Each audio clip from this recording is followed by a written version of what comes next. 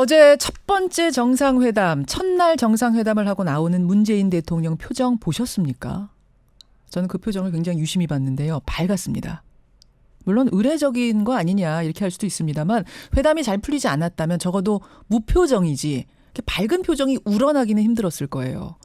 어제는 얘기가 잘 풀렸다는 얘기입니다. 왜 그랬을까? 어떻게 밝았을까? 아예 비핵화 쪽 의제는 다루지 않아서. 그러니까 잘 풀릴 수밖에 없는 쪽 의제만 다뤘기 때문에 표정이 밝았던 거 아니냐라는 분석이 있는가 하면 아니다. 비핵화 얘기를 다뤘는데 그게 뜻밖에도 이야기가 술술 잘 돼서 표정이 밝았던 거다. 이런 두 가지 분석이 지금 나오고 있습니다. 이쪽이든 저쪽이든 오늘 최종 회담을 주목할 수밖에 없는 건데요. 자, 남북정상회담 전문가 자문위원이세요. 한동대 김준영 교수 연결해 보겠습니다. 김 교수님 안녕하세요. 네, 안녕하십니까. 김 교수님도 문 대통령 또 김정은 위원장 표정 보셨죠? 네네네. 예, 일단 뭐 어떤 내용으로 어제 얘기를 했는지는 모르지만 잘 되긴 잘 된 거예요, 얘기가? 저도 잘 된 걸로 보는데요. 아까 말씀하셨던 것처럼 그게 일부러 지어낼 수 있는 표정은 아니고요. 만약에 예. 제대로 지금 상황이 엄중한 걸 알고 대통령께서 여러 번 무거운 어깨라고 말씀을 하셨는데 가기 전에 만약에 아무런 합의나 못 되고 나서 만약 나중에 합의도 제대로 못하고 그렇게 밝게 웃고 나오는 게 그게 말이 되느냐라는 비난을 의식할 수밖에 없는데 예.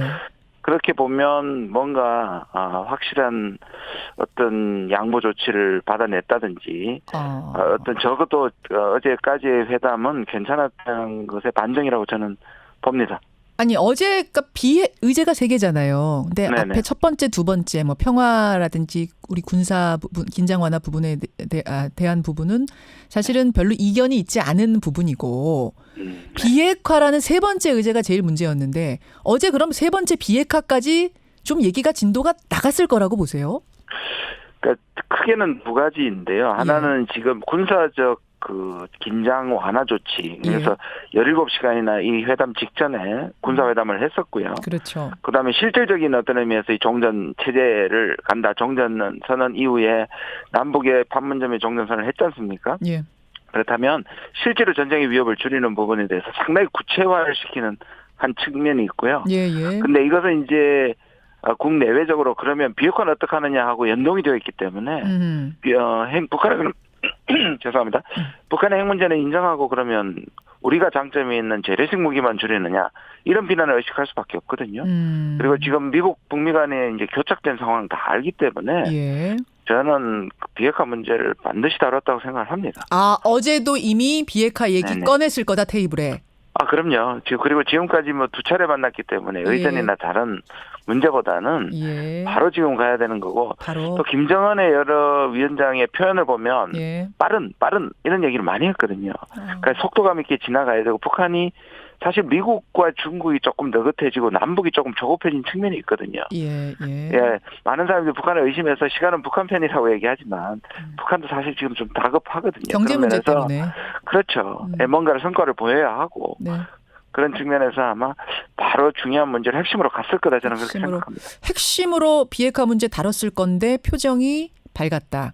이건 단지 의례적인 정도의 수준은 아니고 우러나는 밝은 표정이었다. 이거는 그러면 좀 긍정의 사인인데 자 어디까지 그럼 우리가 지금 여러분 잘 아시지만 북한에서는 종전선언 먼저 해다오. 미국에서는 무슨 소리냐. 북한이 핵 리스트 신고부터 해라. 즉 너희가 가지고 있는 모든 핵무기 과거 핵, 현재 핵, 미래 핵 다 보여라. 서로 이러면서 대치하고 있는 상황에서 우리가 어제 내민 중재 카드, 조정의 카드는 뭐였을까요? 지금 북미 관계 교착이 쭉 오면서 그나마 역설적으로 우리한테 준 건 뭐냐 하면 쌍방이 원하는 게 정확해졌습니다. 그러니까 맞교환해야 되는 것이 지금 말씀하신 것처럼 종전선언하고 핵신고입니다. 그렇죠. 그러니까 보통은 이 국가 간의 이 협상을 했을 때 이게 정확하지 않은 경우가 굉장히 많거든요. 그러니까 교착 상황에 그나마 우리가 건질 수 있던 게 양쪽이 원하는 걸 확실히 이제 내놨고 문제는 이제 보통 우리가 시퀀스라고 얘기하는 이제 순서의 문제지 않습니까? 맞습니다. 그러니까 북미의 김정은과 트럼프가 아무리 이제 신뢰를 얘기를 하더라도 지난 70년간의 적대 관계 때문에 상대방을 못 믿게 되는 거죠. 실제적인 문제에 닥쳤을 때. 예. 그러니까 먼저 하라는 것인데 이게 이제 우리는 그래서 그럼 동시교환하자라고 했을 것이고요. 근데 동시교환의 방법도 이게 좀 애매한 게 뭐냐면 삼각관계란 말이에요. 그러니까 이 비핵화는 남북의 문제라기보다는 기본적으로 북미가 풀어야 하는데 우리가 중재자 또는 촉진자로 갔기 때문에 그렇죠. 이 3자가 모여가지고 합의를 하는 게 아니란 말이에요. 그러면 뭔가를 받아내서 지금 북한에 특히 양보를 받아내서 미국을 설득시키는 문제가 있기 때문에 그걸 조금 여러 가지 방법을 통해서 그러면 어떻게 동시성을 확보하느냐. 지금 제가 봐서는 북한은 순서는 적어도 1분이라도 종전선언이 먼저 왔으면 좋겠다는 게 여러 발언에서 나타나고요. 1분이라도 그러니까 1분이라도 종전선언 먼저 해주고 우리가 마저 핵신고 하는 방식. 그렇죠. 그런데 이제 북한이 양보할 거는 미국이 원하는 수준과 규모로 하겠다는 거거든요. 그러면 미국에서 이렇게 얘기할 거 아닙니까? 그러면 해주고 북한이 딴 얘기를 하면 어떡하느냐. 이제 이런 문제가 나올 거란 말이에요. 그러면 우리가 거기에서 일종의 보장자의 역할을 한다든지 또는 확약을 받는다든지 하는 부분이 이번에 가져올 가장 중요한 선물 보따리 중에 하나라고 생각합니다. 그렇군요. 그러니까 저는 뭐 이런 방법 가능할 것 같아요. 제 생각인데 일단 북한이 과거 핵, 미래 핵, 현재 핵, 미래 핵 단계적으로 핵 신고를 하는 과정을 밟아요. 일단 단계적으로 밟아요. 밟다가 거의 마지막쯤 왔을 때에 동시 종전선언과 함께 동시에 마무리를 짓는 거. 요 정도는 중재 가능하지 않아요? 예, 뭐 지금 말씀하신 부분이 사실상 가장 합리적인 논리적인데요. 그렇죠. 근데 이제 미국의 지금 강경파들은 이제 그거를 이제 안 받아들이는 측면이 좀 있고요. 그것도 안 된다. 예, 그러니까 다 신고해라. 라고 얘기하고 이 강경파들은 예를 들자면 북한에 이렇게 밀어붙여서 북한이 대폭 양보를 하고 전면적인 신고를 하면 다행이고 아니면 판이 깨져도 상관없다. 우리는 다시 간다. 오히려 이제 트럼프를 아주 강경파들 중에는 트럼프가 쉽사리 북한하고 타협하는 것을 못마땅하는 사람들이 북한이 신고하지 않는 부분을 이제 걸고 넘어져서 이 판이 깨질 수도 있다고 보는 부분이 있기 때문에 그런 거고요. 그다음에 북한 입장에서 보면 이거를 전면 신고하면 되지. 많은 사람들이 그렇게 생각하지 않습니까? 그렇죠. 왜냐하면 지금 당장 파괴하는 것도 아니고. 근데 이 문제 여러 가지 문제가 있습니다. 북한이 가지고 있는 카드를 동시에 다 연다는 게 쉬운 상황이 아니고요. 또 하나는 열었을 때 미국이 가지고 있는 것이 안 맞다. 너 숨기고 있지. 그러면서 꼴대를 옮길 가능성도 있고요. 우리는 다 보여줬는데 그렇죠. 미국이 딴소리하면서 종전선언 안 해주면 어떡하느냐.